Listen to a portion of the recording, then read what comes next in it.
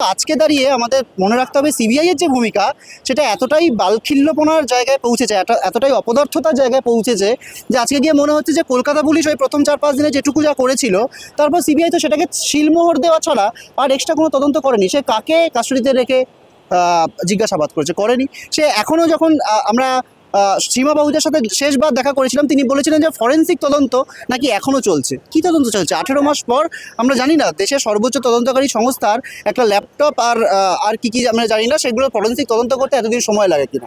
ফলত সিবিআইয়ের যে ভূমিকা এটা অত্যন্ত নক্কারজনক আজকে। এবার সেটা কেন, এর পেছনে কোনো রাজনৈতিক বোঝাপড়া আছে কিনা যে কলকাতা পুলিশ এবং সিবিআই তাদের দুজনের তদন্ত কী করে অক্ষরে অক্ষরে মিলে যাচ্ছে, যেখানে সিবিআই নিজে বলল যে সাপ্লিমেন্টারি চার্জশিটে আমরা বৃহত্তর ষড়যন্ত্রের গোটা চার্জটা আনবো।